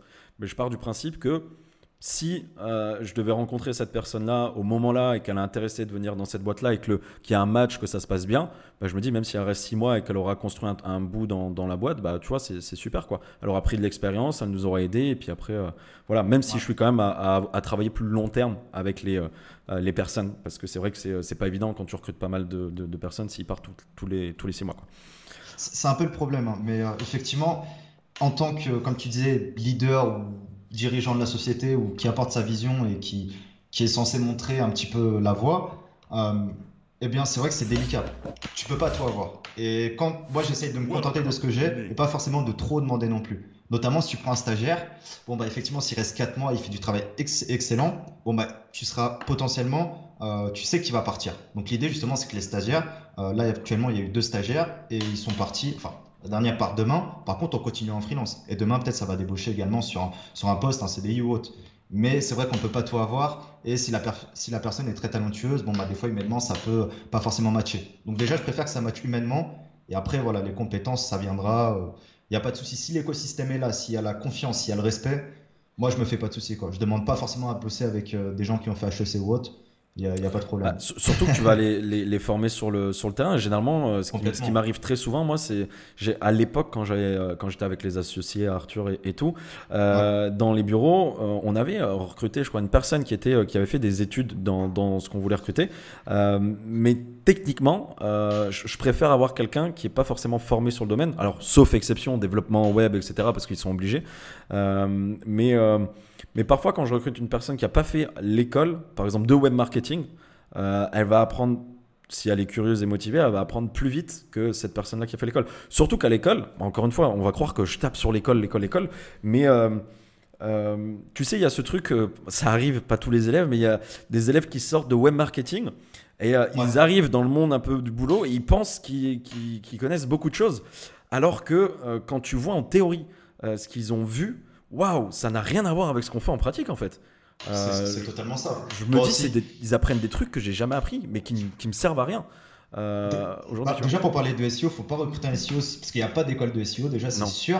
Et juste pour compléter ce que tu disais qui est très cohérent, c'est que moi si je recrute un SEO, déjà je veux pas même qu'il soit formé au SEO, ça m'intéresse pas parce pareil, que je vais devoir le déformer pour le reformer. Donc je préfère exactement. qu'il soit totalement loyal, vierge, qu'il ait quelques notions en marketing, qu'il ait peut-être un portfolio avec un ou deux sites. Et là c'est parfait, le mec je le forme et en 2 mois il sera plus puissant que des SEO qui font ça depuis 2 3 ans en agence quoi. Donc Ouais. c'est clairement, c'est un peu, ouais. Pour revenir au SEO, c'est vrai que c'est toujours un peu délicat le recrutement des SEO. Après, effectivement, un développeur, bon, c'est différent et en fonction des corps de métier, faut ajuster le curseur, quoi. Et très souvent, les développeurs avec qui j'ai bossé, c'est pas des mecs qui ont fait des études dans le développement. Ils ont appris tout seul, autodidacte, les mecs. Tu vois, après, Autodidacte, c'est des c'est les machines. meilleurs. C'est des machines, mais ouais, c'est vrai que c'est ça. Après, c'est vraiment un débat en fait. C'est carrément un autre live, mais tout ce qui est école, que ça soit public ou privé en France, quand ça concerne en tout cas tout ce qui est marketing, web, etc., ils sont loin. Hein. Et j'avais eu un élève au tout début d'Affiliation Ninja et il m'avait dit putain, j'ai fait, je sais plus s'il avait fait 2 ans ou 3 ans, je crois que c'était 2 ans de web marketing. Il m'avait dit putain, j'ai appris plus vite en 2 mois qu'en 2 ans de web marketing de mon école, quoi. Et je me dis, ah ouais, putain, du coup, forcément, t'as l'ego qui est touché, ça te fait plaisir. Et tu dis, ouais, parfois c'est long et pour pas raconter grand chose. Enfin bref, on va croire que je tape sur l'école, mais c'est pas le cas. Mais faut dire ce qui est. Hein. Il y a des écoles excellentes où on t'apprend à vendre, on t'apprend à parler, mais les écoles marketing, franchement, ils sont à l'arrache. Hein. C'est comme une école d'entrepreneuriat avec des profs qui n'ont jamais entrepris, aucun intérêt. Bon, bah là, c'est pareil. Des fois, tu as des profs en SEO qui n'ont jamais fait un site, ou qui n'ont jamais fait une stratégie SEO. Ouais. Donc, et c'est nous derrière en tant qu'agence, on fait leur site, on fait leur projet. Bon, voilà, il y a vraiment de tout à prendre. Mais... Ouais, non, mais c'est clairement, il y a pas mal de choses à dire par rapport à ça. Je vais faire une petite parenthèse pour remercier ceux qui follow, Source78, Panonis, Bac, merci à toi pour le follow, Logan et Jack, merci à vous. Je regarde juste dans le chat en même temps, qui ne donne pas l'essentiel. Le marketing, c'est le pire. Vous m'avez forcé à recréer un compte Twitch, alors je dois regarder suite. Bah merci d'être dans le chat. Kaiser 1, très sympathique. On fera des questions après pour Romain vers la fin du live. Très sympathique le live. Merci Jordan. Mais merci à toi mec. J'ai 44 piges. Faut recruter des vieux. Bah oui. Encore de follow. Zenoposter, merci à toi. Zenoposter qui follow. On a les vrais Zenoposter, la boîte. On a des vrais puristes là. Ouais, on a des puristes. Je pense que c'est Laurent. Ah ok, d'accord. Et Trinity, merci les gars. Ok, on en était du coup à manager une équipe, on a vu l'expatriation, on a vu un petit peu... ça n'arrête pas. Yonix, merci à toi pour le follow. Ouais, est-ce que toi tu voulais rebondir sur un point de ce qu'on a dit ou... Non, mais là c'est cool parce qu'il y a pas mal de monde, il y a pas mal d'interactions. Ouais. Et on voit que même si on parle hors SEO, hors skills, ça peut être intéressant, juste la vie, voilà, c'est l'expérience ou autre. Donc après avoir toi ce que tu veux traiter ou dites-nous dans le chat ce que vous voulez qu'on aborde comme sujet. On peut passer un petit peu aux questions. Là, j'ai pas bah, voilà, pour ceux qui me connaissent, les lives, généralement je les prépare pas. Il y a des grandes lignes et puis voilà, on est chill, on est posé ensemble. C'est ça qui est cool. Et puis comme si on était, j'ai envie de dire, comme si on se voyait ou on était en soirée et qu'on discute. De toute façon, en plus, à chaque fois on se le disait. Quand on était en soirée, je disais putain mais tu sais quoi mec, faut qu'on en parle ça en live, faut qu'on fasse ça, faut qu'on fasse ça. C'était non mais ouais, c'est cool. C'est comment Malte? Bah c'est bien. C'est Fabien Jackson des bureaux que tu connais. Oui, des bureaux que je connais bien. Ouais, ça arrive en off, en perso, qu'on fasse des petites soirées dans les bureaux de Romain, c'est bien cool. Ouais, juste un verre, hein, pas plus. Hein. Juste un verre. On dirait juste un doigt. Après ou avant le verre? Avant ou après? On pourrait peut-être parler un peu de Black Hat parce que je sais pas si. Bien sûr. Je sais pas si ta communauté elle est un peu éduquée. Juste pour dire que Black Hat c'est une connotation négative, un peu hacker. Mais si vous voulez devenir très bon SEO, forcément avec les techniques de Jordan, l'affiliation, voilà, le mindset qu'il vous donne. Mais le Black Hat, n'ayez pas peur. Parce qu'en soi, Black Hat, ça veut tout rien dire. C'est juste ne pas respecter certaines règles de Google. Quand vous créez des liens artificiels, quand vous créez des backlinks, vous faites du Black Hat. Donc voilà. Après, bien sûr, il y a du Black Hat soft et du Black Hat plus agressif. Il y a des très bons Black Hat dans le chat, j'ai vu passer tout à l'heure. Des gens qui connaissent moins, pardon. Mais juste, ne vous arrêtez pas à ce terme-là qui, quand tu connais les limites d'un algorithme, d'un système, eh bien, ça te permet justement de voir ce qui fonctionne et ce qui ne fonctionne pas. Et en 2021, énormément de choses fonctionnent en SEO. Il faut juste tester, il faut juste voir ce type de live qu'on fait, bon là qui n'est pas forcément hyper technique, mais plus parce qu'on parle entre nous, c'est chill. Mais voilà, ne vous arrêtez pas à ça. Je ne sais pas si tu comptes faire un petit module Black Hat peut-être dans ta formation. Ouais, alors en fait là j'ai sorti une formation sur les domaines expirés. Tu sais, l'achat, le monter, etc., le domaine expiré. Et il y a une partie, je t'en avais parlé, je t'ai envoyé un vocal la semaine dernière, justement, il y aura une partie Black Hat où j'explique, alors je rentre pas dans le détail, mais j'explique un petit peu. C'est vrai que dans Affiliation Ninja, comment je leur explique aux élèves, c'est il y a le Black Hat, le Grey Hat et le white hat. Je mets un truc au milieu, mais ouais, effectivement, le black hat, ça peut bien évidemment fonctionner. Après, il y a plusieurs, pour moi, niveaux de black hat. Le white hat, je le vois vraiment genre pur contenu, pas de lien, rien du tout. On respecte tout ce que Google y veut. Grey hat, ça va être pour moi du contenu qui est fait main, des liens qui sont faits main, et black hat, tu me dis si t'es pas d'accord avec moi, hein, et le black hat, on va être sur des trucs où le contenu il peut être fait main ou automatique, et le SEO qui sera un peu plus poussé, qui sera aussi on va gérer son netlinking, soit en posant des liens sur des articles sponsors, des forums, ou en utilisant parfois même des outils. Pour moi, le black hat, on est un peu plus dans l'automatisme, si tu veux. Bien sûr, un peu plus totalement. automatisé. C'est vrai que la définition même, en tout cas du black hat SEO, moi, comment je la vends, c'est vraiment gagner du temps. Ouais. C'est que la finalité, c'est que je vais faire des sites comme toi, comme tu enseignes à tes ninjas. C'est juste que le black hat va me permettre de gagner 6 mois. Pourquoi? Parce que demain, tu fais de l'affiliation Amazon. Enfin, je connais pas forcément en détail ce que tu fais. Alors, on n'est pas spécialisé, si tu veux, dans Amazon. Je leur ouvre la vue, l'univers sur tout affiliation, mais pas que Amazon. Ok, top. Par exemple, quelqu'un qui a une niche de prédilection, qui est passionné sur le golf, au lieu de choisir juste 2-3 mots-clés de PCMroll sur le golf, moi je vais choisir tous les mots-clés du golf de Amazon. Et je vais tester tous ces mots-clés-là et je vais voir avec du contenu pourri, vraiment des sites pourris, avec des noms de domaine expirés, mais du contenu généré automatiquement. Je vais générer des sites de 1000-2000 pages et je vais faire 4-5 sites comme ça. Je vais savoir très rapidement, en 2-3 semaines, quel mot-clé me rapporte du trafic. Et c'est ce mot-clé-là que je vais récupérer et là où je vais faire un vrai site. Et en fait, au lieu de me dire dans 6 mois, potentiellement si le mot-clé n'a pas de trafic ou ne me rapporte pas de vente parce qu'il n'y a pas d'intention d'achat, etc., là, avec le black hat, je le sais parce que je l'aurais déjà testé en amont. Et c'est vraiment ça qui est en complément de techniques comme la tienne, vraiment de faire des sites clean, etc. Mais on va vraiment gagner du temps. Et le but, c'est parce que moi, je me dis, si je reprends de zéro, je ne peux pas me permettre d'attendre 6 mois. Ou si j'attends 6 mois, je veux être sûr que mon site va payer et va générer des revenus passifs comme ce que tu enseignes. Par contre, je vais être sûr d'aller dans la bonne direction. Ouais, c'est vraiment ça le black hat, c'est vraiment gagner du temps, notamment avec ta formation non domaine expiré ou non domaine expiré, tu peux avoir des résultats en 2-3 semaines, vraiment très rapidement. J'ai déjà eu des membres de la formation qui font la première vente la première semaine. Très bon nom de domaine expiré, ils testent 2-3 niches en affiliation, bon ça fait une vente, c'est parfait, le nom de domaine est largement rentabilisé et ça va tenir, je sais pas, 4-5 mois, voire beaucoup plus, si c'est une technique plus pérenne. En fait, c'est exactement ça. Et, sur le black hat, c'est bien aussi pour faire, comme tu disais, des tests et voir même combien de niches ça peut te rapporter, tu vois, parce que ça peut être hyper intéressant sur ça, ou les visiteurs que tu peux avoir sur tel mot-clé, etc. Mais c'est vrai qu'une fois que j'avais fini le programme Affiliation Ninja, je me suis dit, ok, les élèves ils sont formés sur pas mal de choses.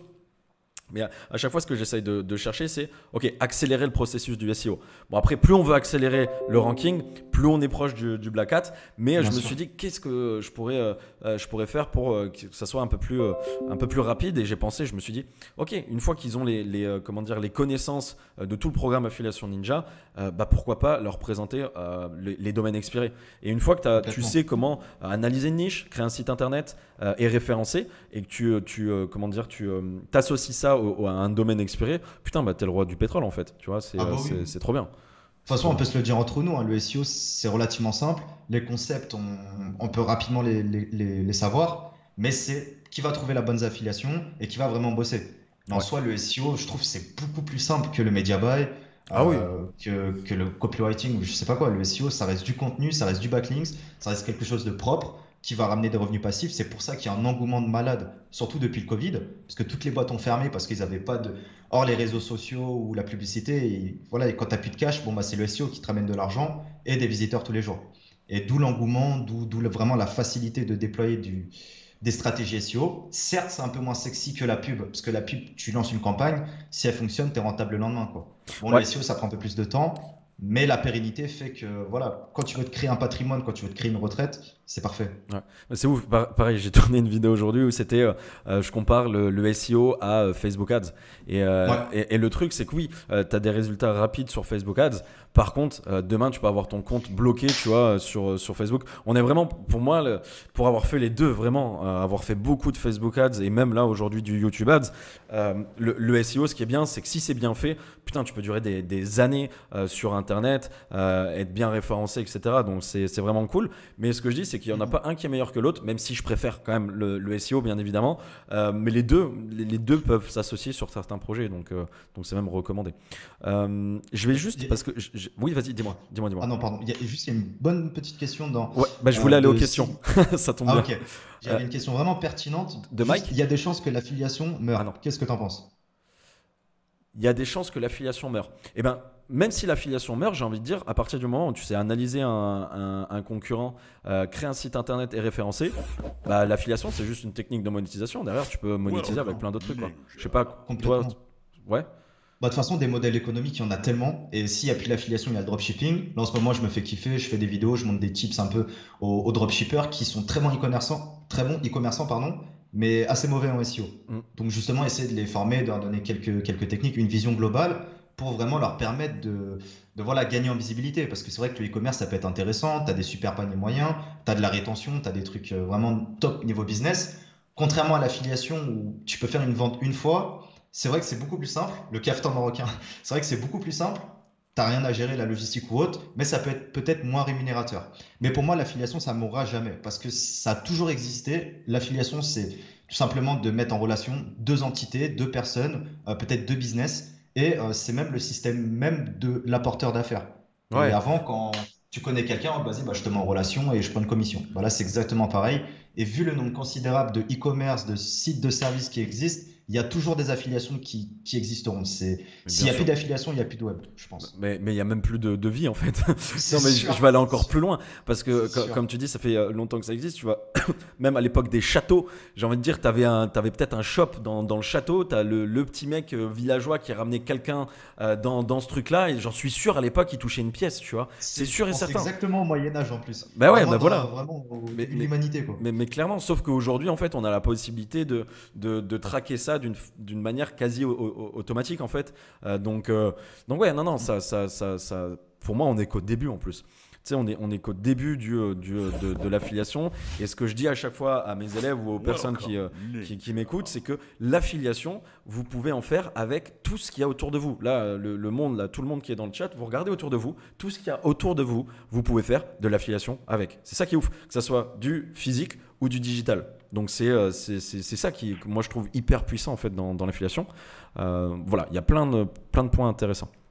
Moi, tu tapes mon prénom sur Google, enfin prénom nom, tu as peut-être 7 sites sur 10, c'est de l'affiliation. Ouais. Et très clairement, même là ce soir, il y a beaucoup d'affiliés et tu peux en faire avec tout. C'est vraiment ça qui est puissant. Il faut juste avoir une curiosité qui fait que voilà, c'est pas traditionnel comme les cours, mais comme l'étude, comme on en parlait tout à l'heure, mais vraiment essayer d'être curieux, de tester tous les types de business. Et d'ailleurs, des fois, vous serez choqués les opportunités qu'on peut trouver. Des outils, des services qu'on utilise au quotidien et qui proposent des systèmes d'affiliation ou de mise en relation ou d'apporteurs d'affaires, appelez ça comme vous voulez. Et après, concernant l'affiliation, plus spécifiquement Amazon, ce que je fais beaucoup moins et j'ai beaucoup de clients qui en font, ça fonctionne très bien, c'est juste que essayez de tester Amazon et aussi d'autres plateformes, d'autres affiliations, que ce soit de l'affiliation Amazon mais aussi en direct. Par exemple, directement avec les e-commerce. Essayez aussi les régies d'affiliation. Essayez vraiment de mettre vos œufs dans différents paniers, comme disait Jordan, parce que demain, Amazon supprime l'affiliation, vous perdez tout. Et depuis plusieurs années, c'est le cas, c'est les barèmes de commission diminuent. Descente, ouais. Ouais, voilà. Donc, faut être conscient de ça. Et voilà, il faut juste pas se laisser abattre et continuer à produire et faire différents business. Parce que quand tu as un site, ce que tu dis souvent, quand tu as un site qui fonctionne, t'en fais 2, 3, 4 et tu dupliques ton arsenal, quoi. Bien sûr, tu additionnes tout ça et puis c'est de l'addition, l'affiliation, au final. Hein. Parce que au final, l'affiliation mélangée au SEO, c'est de l'addition. C'est-à-dire que tu vas avoir plus d'impressions sur Google, tu vas avoir plus de visiteurs, plus de commissions, plus de sites, plus d'argent, etc., etc. Donc, c'est ce que je dis aux élèves, pareil, quand ils ont fait une commission. Et je leur dis, si vous faites une commission, ne serait-ce que de 1 euro, si vous avez réussi à faire 1 euro, qu'est-ce qui vous empêche d'en faire 10 100, 1000, 10 000. Tu vois, je veux dire, c'est juste des stats là. On est sur des stats, rien de plus. Ouais. Si tu as fait 1 euro, tu peux en faire beaucoup plus. Mais dès que tu as le déclencheur, la première commission, c'est parfait. Tu es lancé. Hein. Ouais. Des fois, il faut 3, 4 mois, des fois moins, des fois plus. Mais dès que tu l'as, déjà ton mindset il change instantanément. Mais de ouf. Tu te dis, j'ai réussi. Ouais. De ouf. Comme un commercial qui vend sa première maison. Ouais. Toi, tu fais ta première commission à 1 euro ou à 1000 euros, mais tu fais ta première com. Et là, après, en plus, notre métier, on va pas se le cacher, c'est bien parce que c'est sous-traitable. Un site qui fonctionne, tu prépares des process et c'est pas toi qui vas monter les 10 sites. Si tu as du budget, tu peux déléguer, tu peux faire bosser des potes. Voilà, t'es pas comme un commercial qui doit se montrer lui-même, vendre sa cam. Non, là, c'est. Et en plus, ouais, il y a tellement d'avantages de l'affiliation, on pourrait en parler Mais toute pareil, tu es en train de mais dire ça, je fais, bah, clairement, tu es sur un site internet, si tu compares à un commercial, tu n'as pas besoin d'être présent, le site internet, il tourne 24 heures sur 24, 7 jours sur 7, c'est un c'est site ça. internet, donc c'est un robot. Ouais. Et ce qui est bien aussi, c'est que si tu as des bons partenaires aussi, typiquement si tu travailles avec Sephora, Sephora fait de l'affiliation, tu rediriges les visiteurs là-bas, ils tombent sur Sephora, ils connaissent. Mis à part Mhm. si tu es dans une grotte et que tu n'es pas sorti depuis des années, Sephora, tout le monde connaît, si tu es redirigé, il y a un trust, il y a une confiance qui est faite, et si la personne achète, boum, il y a la commission. Donc non, sur énormément de points. Et en fait, l'affiliation liée au SEO, pour moi, c'est pour ça vraiment que je me suis spécialisé là-dedans, parce que j'ai Ouais. testé plein de choses, tu as dû tester aussi plein de choses, toucher un petit peu à tout, et quand tu prends du recul, tu dis bah ouais putain c'est le mieux quoi, c'est vraiment le business et la source d'acquisition de trafic qui est aujourd'hui pour moi le mieux. Et pour répondre au final, parce qu'on en était là, non, l'affiliation pour moi ne va pas mourir.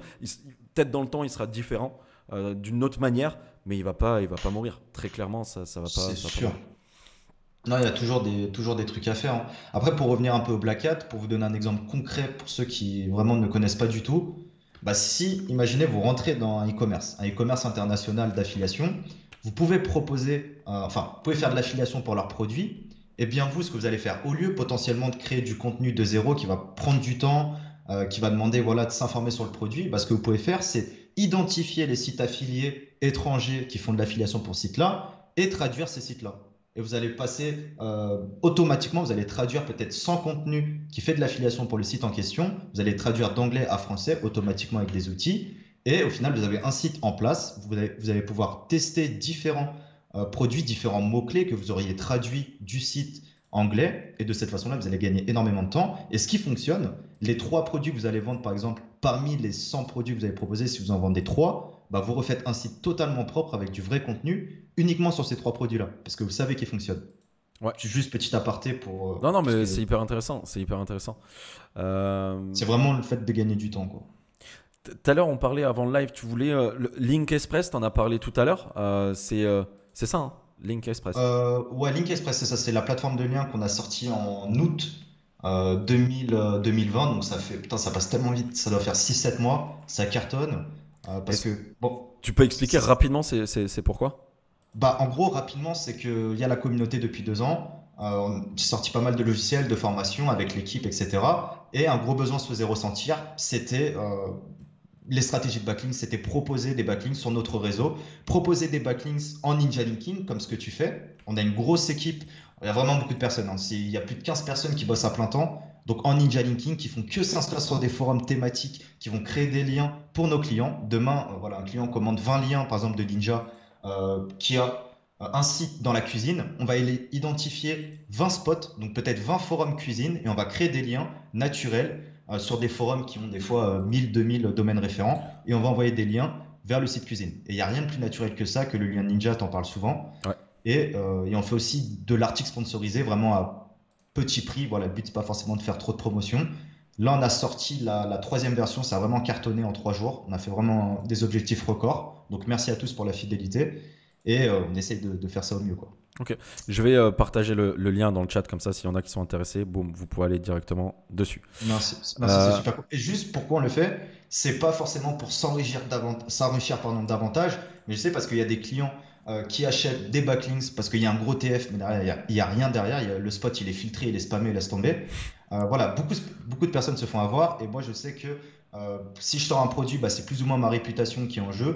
Donc, j'essaie de proposer des prix assez intéressants. Voilà vraiment le discours commercial, mais bon prix, bonne qualité. Et si la personne est contente, elle reviendra.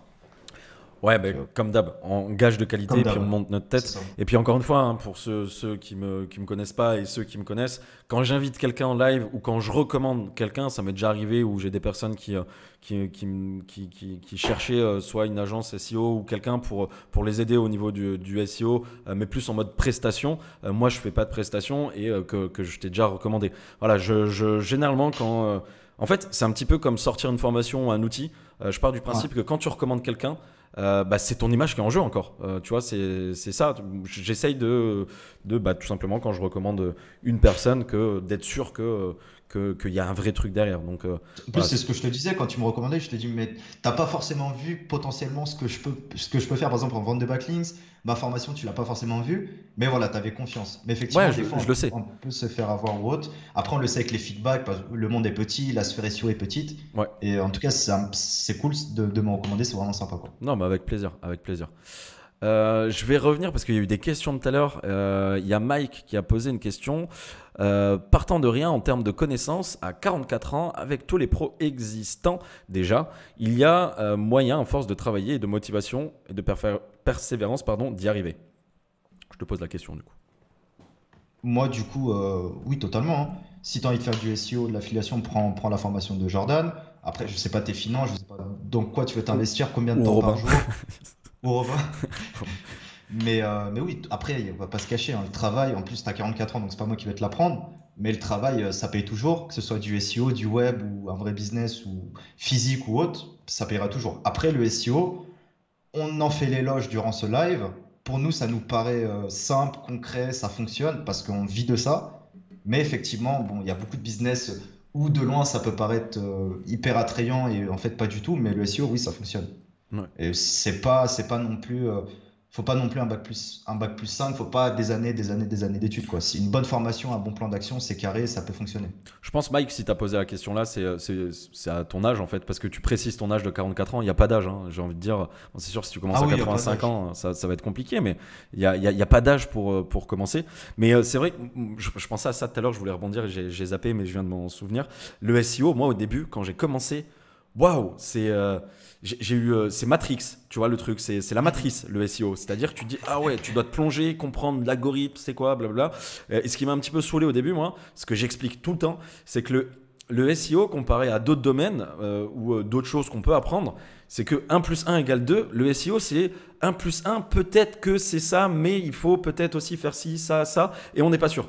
Et tu as plein Ouais. d'SEO qui ont des stratégies différentes. Tu as des SEO des fois qui vont se manger la gueule parce qu'ils vont pas être d'accord sur une stratégie, alors que à partir du moment où tu comprends qu'il y a plein de stratégies possibles et qu'il y a plein de choses qui fonctionnent, voilà. Mais ouais, le SEO au début, c'est pas évident parce qu'il y a quand même pas mal de choses à rentrer dans la tête. Mais une fois que vous comprenez un petit peu cet univers-là, que vous avez le lexique, parce qu'il y a aussi pas mal de mots en anglais, putain, vous découvrez un nouvel univers. Vous découvrez Internet. C'est-à-dire que vous Ouais. allez voir des choses que vous ne voyiez pas avant, pourtant qui étaient Et, sous vos yeux.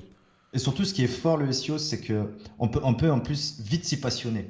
Contrairement à d'autres Ouais. business où tu fais ça par cupidité, bon, là, le SEO, ça paye. Quand tu bosses, ça paye, il n'y a pas de mystère. Mais surtout, on peut s'y passionner assez rapidement, quoi.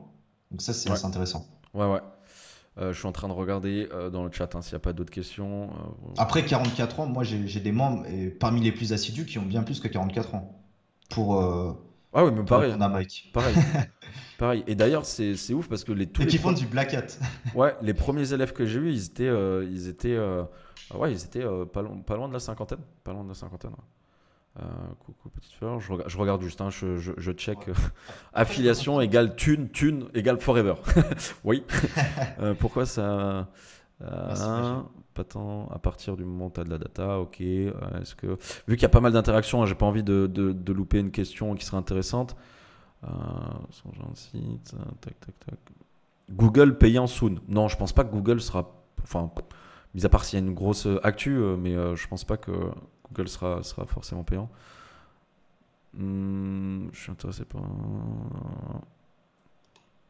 Ok, putain, ça parle pas mal dans le chat. Ah oui, il y en a aussi qui ont follow. Il y en a un y a pas de prénom. Ok. CHN16, merci pour le follow. Abdel, merci à toi aussi. Robin dit le grand. Bienvenue, bienvenue. Non, j'ai pas d'autres questions là. Tac, je coupe. 3 conseils pour le SEO. Norbert. Pour le SEO, pour l'affiliation. Pour le SEO. 3 conseils pour le SEO. Point d'interrogation. Ah, moi, je t'avoue, les conseils, en fait, pour moi, le truc que je dis à chaque fois, j'essaie de le dire en plus, j'essaie de le dire davantage, mais de manière différente, tu vois. Au moins une fois, ce sera bien interprété. C'est que la stratégie SEO en soi, elle peut être déployée facilement. Mais c'est vraiment la stratégie et surtout l'affiliation que tu vas lancer. Faire un site, faire du contenu, c'est pas un souci. Mais vers quoi tu vas partir, sur quel mot-clé, sur quelle arborescence, qu'est-ce que tu vas promouvoir? Donc, encore plus important que le SEO, c'est avec qui tu travailles, les partenaires, combien tu vas payer, combien tu vas être payé à chaque vente. Voilà, tous ces aspects-là qui, pour moi, est plus important que le SEO. En soi, si tu as une bonne opportunité de business, faire un site, se positionner sur un mot-clé où il n'y a pas trop de concurrence, c'est hyper atteignable. Donc, trouver un business où il n'y a pas trop de concurrence, où il y a un peu de volume, où chaque vente, bah, tu prends au moins, allez, c'est bien 30-40 euros. Tu te dis, voilà, si je fais 2 ventes par jour, bah, ça fait 100 euros. Voilà, à la fin du mois, ça fait 3000. Que effectivement, si ton payout, bah, si à chaque vente, tu prends 2 euros, c'est vrai que ça peut être assez frustrant. Donc, il y a tous ces petits critères-là que tu dois additionner, comme si tu avais une checklist. Pour la formation de Yumi, donc Yumi Denzel, j'ai fait des checklists comme ça. Parce qu'effectivement, les gens étaient vraiment débutants. Et je leur ai mis à disposition des checklists où en gros, voilà, absence de concurrence, tu coches. Minimum de volume, tu coches. Niche intemporelle, parce que s'il y a de la saisonnalité, par exemple, bon, bah, ça va payer pendant 2 mois, mais après toute l'année, ça va pas générer de fonds. Donc si c'est une niche intemporelle, c'est beaucoup mieux. Tu peux cocher. Voilà, est-ce qu'il y a des acteurs? Est-ce que tu peux te calquer sur eux? Parce que s'il y a déjà quelques acteurs, mais pas trop, c'est bien. Parce que si il y a 3 sites qui se positionnent, mais pas plus, mais 3 sites référents sur la thématique, bah, ils se positionnent. Donc Google sait déjà ce qu'il veut. Et tu as juste à faire mieux qu'eux en termes de stratégie on-site, contenu, etc. et off-site en termes de backlinks. Mais le SEO en soi, c'est toujours pareil. C'est un peu d'expérience, mais si ton mot-clé c'est ça, bon, bah, tu monitores ta position sur Serprobot, je crois que tu l'utilises aussi, sur Jordan. Ouais, Serprobot, ouais. Ouais, complètement. Bah, ça, ce tool-là, ça fait des années qu'il existe, il est génial. Il est pas cher. Et voilà, c'était 10e. Bon, bah, tu rajoutes du contenu, tu fais un lien, tu fais du backlinks. Mais en soi, c'est vraiment la stratégie globale qui fait que si tu es premier ou même si tu es troisième, il faut que ça paye. Parce que la finalité, c'est de générer des fonds pour réinvestir dans le projet, pour investir dans d'autres business. Et c'est même plus important que le SEO. Ouais. Non mais clairement, t'as dit pas mal de choses. J'ajouterais que ouais, l'analyse de niche, c'est hyper important. Ce que j'explique très rapidement dans le programme, c'est que avant de partir sur une niche de cœur, j'appelle ça des niches de cœur ou projet de cœur, c'est-à-dire quand on a un projet ou une niche de cœur, on se dit ah je suis sûr ça va, on l'a tous déjà eu ça. Alors je suis sûr que cette idée-là, boum, je deviens millionnaire. Et en fait non, parce que quand tu analyses après un petit peu le marché, les concurrents, etc., tu dis oh ça va peut-être pas être impossible, mais il va y avoir du boulot. Mais ouais, l'analyse clairement c'est, j'ai vu que quelqu'un passait dans le chat qui disait Kaiser qui disait 80% d'analyse de niche, 20% de SEO. En gros, c'est ça. Tu dois voir avant d'y aller quelles sont les armes que tu vas devoir prendre pour aller bosser sur cette niche-là. Donc ouais, je voulais dire un autre truc, mais ça m'est sorti de l'esprit, je sais plus. Oui, alors moi, ce que je dis aussi aux élèves, c'est plus le côté aussi qualité à quantité, mais après ça, on touche la stratégie SEO parce que on peut faire aussi de la quantité et moins de qualité. Et on touche un peu sur des trucs beaucoup plus. Je vais pas dire black hat parce que tu fais aussi de la qualité, mais quand on inverse le truc, c'est on a plus de risques en tout cas de se faire pénaliser par Google. Mais si vous voulez en tout cas avoir une stratégie long terme et vous voulez être meilleur, comme tu disais Romain, que les autres concurrents, suffit de faire de la meilleure qualité. Que ce soit sur le contenu et sur les backlinks. Et ce qui est assez ouf, c'est que je valide encore aujourd'hui, moi, la niche des élèves, leur première niche, je leur valide. Je fais une vidéo où je leur explique si ça va pas, pourquoi ça va pas. C'est génial ça. Ouais. J'ai jamais pensé. Ouais, bah voilà, cadeau. Merci. Bah, c'est du taf, hein, c'est-à-dire que c'est tous les mercredis. Tous les mercredis, j'ai toute l'après-midi où je suis en train de valider des niches. Et ce que j'ai remarqué, je vous dis ça dans le chat, c'est que l'affiliation, je vais être assez cru, mais le niveau d'affiliation en France aujourd'hui est pourri. C'est-à-dire que quand mes élèves m'envoient leurs idées de niche, qu'il y a des concurrents qui sont en place, ils vont, je sais, les défoncer s'ils suivent bien ce que je leur dis dans la stratégie, parce que je pense que notre formation elle est assez similaire, Romain, sur certains points. Tu fais du coaching aussi ou t'es plus... Coaching.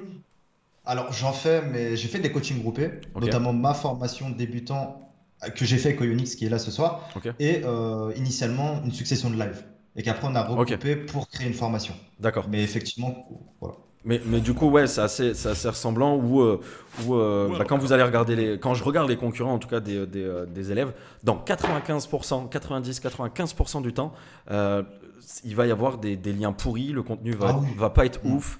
Et voilà. Et ce qui se passe, c'est ça, c'est qu'au bout de quelques mois, les élèves ils me disent putain, ouais, j'ai dépassé le concurrent, etc.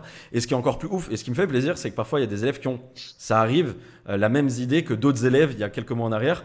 Et je vois mon nouvel élève qui met dans les concurrences un élève qui est dedans en fait, dans le site de chez concurrent. Bon voilà, je les invite pas forcément à se marcher dessus, mais c'est hyper intéressant. Mais juste pour reprendre ce que tu disais, l'analyse concurrentielle, c'est vraiment le plus important. De ouf. Et là, je parle même pas que pour le SEO, je parle aussi pour le business de manière générale. De ouf. Mais surtout pour le SEO en soi. Tu vois, traditionnellement, les SEO qui bossent en agence, ils n'ont jamais été sur le terrain. Et quand ils partent d'agence et qu'ils testent l'édition de site, donc ils se disent putain, ça me fait chier les clients.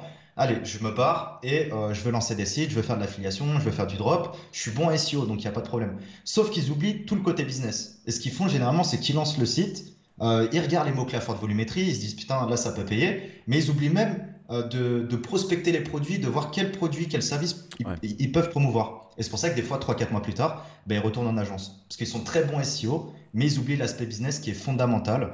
Je préfère avoir peu de trafic, mais ça vend, qu'avoir énormément de trafic et mettre de la pub AdWords, quoi. Ça m'intéresse pas. Et j'en ai connu de très très bons SEO, mais ils n'avaient pas la fibre marketing. Et c'est là où je me rendais compte, putain, t'es un peu comme ça aussi. Coteau Suisse, tu touches un peu à tout. Et il y en a, ils sont très bons dans un domaine, mais et ça arrive très souvent chez les développeurs aussi. Tu as des développeurs, c'est des tueurs. Ils font des sites ou des scripts ou des tools. C'est des trucs, c'est des machines. Par contre, zéro visiteur parce qu'ils n'ont pas la fibre marketing. Et c'est vrai que c'est dommage, quoi. C'est dommage, mais bon, voilà. C'est pour ça aussi, des fois, c'est bien de s'associer avec des personnes, etc. C'est clair. Bon, pour ma part, je connais pas de développeurs bons en marketing. Mais non, c'est un peu moi non plus. Moi non plus. Mais c'est ça qui est ouf. Je pense, après, ils ont un cerveau qui est hyper. Un cerveau de malade qui est hyper construit sur des trucs hyper complexes que moi personnellement je suis vite largué, mais il n'y a peut-être pas cette fibre marketing. Alors ça doit exister quand même un développeur qui est très bon marketeur, mais j'en ai jamais croisé effectivement. Une petite parenthèse, merci Skenu 86, Blackso 77, So, merci à toi, Altwitch 21 et Michel, merci pour le follow. J'ai vu une petite question qui était intéressante. Y Sarotte, lors d'un lancement d'un site, pensez-vous que cela a du sens d'acheter les mots sur Google Ads sur lesquels on s'est positionné en SEO? Pensez-vous que ça booste le ranking des landing pages concernés? Est-ce que toi, d'après toi, Romain, le Google AdWords, ça booste le SEO? Alors, il y a plusieurs questions. Alors, pensez-vous que ça booste le ranking? Moi, pour ma part, j'ai pas assez testé pour dire oui, mais pour avoir eu l'écho de plusieurs très bons SEO, apparemment, ça peut booster. Voilà. Mais le truc, c'est que à quoi ça sert de payer juste pour avoir un mini boost, sachant que tu pourrais investir dans ta stratégie de on-site, dans des backlinks ou autre qui sera beaucoup plus profitable à court terme et à long terme. Donc au final, c'est pas forcément hyper stratégique. Nous, par exemple, en Black Hat, si on avait de l'argent, si on voulait mettre du budget, on ferait de l'AdWords. Mais le Black Hat, c'est le bon raccourci parce que ça coûte pas cher. On peut récupérer de la donnée qu'on va exploiter sur des gros sites, sur des sites white hat, en gros des sites d'affiliation, etc. Mais si on avait du budget, on payerait juste de l'AdWords. On récupérait les mots-clés, on voit les impressions, on voit les clics, on voit ce qui convertit. Et après, hop, on fait un site SEO. Mais en soi, voilà, juste acheter de l'ADS pour avoir un boost SEO, pour moi, ça n'a pas d'intérêt. Ouais. Mais ce que je fais, par contre, ce qui marche super bien, c'est que quand une niche fonctionne, bah là, je mets de l'ADS. Parce que des fois, tu as des niches où le CPC coûte que dalle, tu as vraiment un ROI de ouf, donc ça vaut le coup de faire de l'AdWords, quoi. Mais je ne mets pas de l'AdWords avant de lancer du SEO. En tout cas, dans mes méthodes à moi. Ouais, non, mais clairement. Mais après, je pense que c'est assez compliqué en fait de dire si AdWords ça fait booster le SEO. Je pense qu'en soi, tu lances AdWords, tu vas pas gagner des positions sur Google, ça je suis quasi sûr. Par contre, ce que ça peut faire, c'est à terme, si tu fais de la publicité comme ça et que ton nom c'est abc.com, au bout d'un moment, si les personnes ils viennent une fois par la publicité et après ils font une recherche sur Google abc.com et qu'ils vont te rechercher dans les résultats de recherche, là dans ce cas-là, je pense qu'il peut y avoir un impact où le SEO peut évoluer ou peut te donner quelques points. Mais c'est comme au début, moi je croyais, quand j'ai commencé le SEO, je croyais que d'avoir des visiteurs sur mon site internet, ça allait booster le SEO. Alors, il y en a qui étaient catégoriques, qui disaient non. Je pense que ça aide sur certains points, mais c'est pas prendre du temps, comme disait Robin, à faire Romain, pardon, à faire à faire des backlinks ou avoir des outils ou voilà, travailler du contenu. Ça sera à terme, long terme, moyen terme, plus intéressant que faire de la publicité. Surtout que quand tu fais de la publicité comme ça, si derrière la commission que tu as sur ton produit, elle est légère ou comment dire, la conversion va être basse, tu peux perdre de l'argent en fait. Donc c'est assez chaud. Mais il y a beaucoup de fausses croyances, de mythes comme ça, hein. Comme quoi Ouais. envoyer du trafic, ça va faire booster le SEO. Et les gens en plus, ils croient à fond, tu vois. Mm. C'est sur LinkedIn, s'il vous plaît, visitez mon site, ça va me faire monter dans les résultats. Ça peut fonctionner. Nous, on a fait des tests comme ça en Black Hat, parce que le Black Hat, c'est de justement détourner ces pratiques-là. Ouais. Par exemple, tu fais un tunnel comme quoi tu tapes le mot-clé, enfin, tu crées un schéma et tu as des milliers de visiteurs, mais des vrais visiteurs pour le coup, qui vont taper le mot-clé, qui vont aller sur le site du concurrent. Ils vont ressortir du site concurrent, ils vont aller sur le tien et là, ils vont rester sur ton site. Et ils vont cliquer sur d'autres pages, d'autres trucs. Ça peut fonctionner. Mais l'investissement, quand ça coûte 200, 300 euros, et encore, c'est parmi les outils les moins chers qu'on a testés, c'est pas forcément rentable. Il faut l'investir dans du backlinks, dans du contenu, dans de la formation. Mais voilà, c'est vrai que toutes ces petites méthodes-là sont pas forcément hyper rentables. Même si ça peut fonctionner, comme ce qu'on disait tout à l'heure, quoi. Ouais, bien sûr. Non, mais après, c'est ça, c'est ce qu'on disait sur le SEO, c'est que c'est un algorithme, le SEO, qui est configuré certes par des humains, mais ensuite c'est des robots qui s'occupent du reste. Et on n'a pas les clés de cet algorithme-là, donc on ne peut pas savoir que tel truc, ça accorde tant de points dans l'algorithme de Google, etc. On sait ce que Google potentiellement aime bien. Là, on va parler du title, du H1, des mots-clés, que ce soit pas trop, qu'ils arrivent naturellement, etc. Enfin, il y a plein de trucs autour de ça, mais on ne peut pas savoir que telle chose sur le site, que ce soit sur le SEO on-site ou le SEO off-site, attribue tant de points dans l'algorithme de Google. Et c'est pour ça qu'il y a des tests qui sont effectués, c'est pour ça qu'il y a des mises à jour aussi de Google. Il y a des choses qu'aujourd'hui Google est OK, laisse passer, et que demain il laissera peut-être plus passer. Donc voilà, et ça arrivait très souvent. D'ailleurs, quand je suis arrivé à Malte, moi, au début, il y a un gars ici que je connais, un entrepreneur qui fait de l'affiliation, qui est très bon affilié. Il avait un réseau de sites, il faisait du plus de 100 000, du 100K, tu vois, par mois. Son réseau de sites s'est fait défoncer, il est passé de 100K, tu vois, à 500 ou 1000 balles, quoi. Donc ça fait mal, quoi. C'est une violence, tu vois, le truc. Mais parce qu'il y avait une mise à jour Google, et sur tout son réseau de sites, il avait fait une stratégie que Google a voulu stopper, et boum, c'est tombé, quoi. Bien sûr, bien sûr. C'est pour ça que faut être conscient qu'il y a de la dépendance aussi envers Google. Mais tout business a une dépendance, et bien sûr, il faut en avoir le moins possible. Mais voilà, quand moi je vois qu'avec mes stratégies Black Hat, quand il y a une mise à jour, des fois les sites ne tombent même pas, mais c'est des sites clean qui tombent, et mes sites Black Hat prennent un boost, c'est là que je me dis, putain, même en 2021, il y a des trucs à faire. Donc déjà, c'est hyper gratifiant. Tu dis non, les techniques ne sont pas mortes, ça fait 10 ans qu'elles existent. On les perfectionne chaque année avec nos tests, avec nos méthodes, mais il y a beaucoup de trucs à faire, quoi. C'est un jeu du chat à la souris avec Google, c'est-à-dire que sur la partie, par exemple, toi, Black Hat, vous allez toujours essayer d'accélérer le processus de référencement, sauf que Google, de son côté, eh ben, il essaye d'améliorer le fait de vous remarquer, de vous trouver plus facilement parce que vous respectez pas forcément son règlement. Et puis en fait, tous les ans, tous les mois, bah, ça évolue d'un côté, ça évolue de l'autre, en essayant de faire de la qualité, mais toujours sur le Black Hat, en essayant de faire de la qualité, mais voilà, sans se faire choper par Google, quoi. C'est la qualité Google. Ouais, la qualité Google, quoi. Donc voilà. Ok. Et ben c'est bien, putain, c'est passé vite, 21h23. Ouais, déjà, Ouais. 21h23. D'habitude, à cette heure-ci, je dors, en vrai. Sérieux? Ouais. Sérieux? Oui, c'est vrai que la faut prendre semaine. un vrai rythme. Ouais. Non, mais c'est bien. T'es dans la Yes Life. C'était quoi le rituel morning, là? Morning routine? Ah, c'était. Morning routine, ouais. Je sais plus, morning. Bon, le livre, hyper connu. Ouais. Mais non, après. Moi, avant, j'avais un peu un rythme comme toi. Parce que c'est vrai que tu te lèves un peu plus tard, je crois. Ouais. Et tu te couches un peu plus tard. À Paris, je me levais assez tard, même encore plus, 11h midi. Et c'est vrai que c'était un bon kiff. Mais là, maintenant, bon, vu que avec l'agence notamment, que je dois m'accorder sur des horaires clients, avant, je prenais jamais de rendez-vous. C'est l'intérêt aussi de l'affiliation, c'est que tu n'as pas de clients, tu n'as pas de problème. Demain, tu te barres une semaine, ton site il tourne. Bon, l'agence, c'est différent. Et justement, tu vois ce que je te disais, la routine, je fais exprès de me mettre un peu dans la merde pour avoir des obligations, mais aussi me challenger et apprendre. Ouais. D'où l'agence. Et effectivement, bon, là, je dois reprendre un bon rythme. Ah ouais. Non, c'est vrai que moi je suis un peu insomniaque.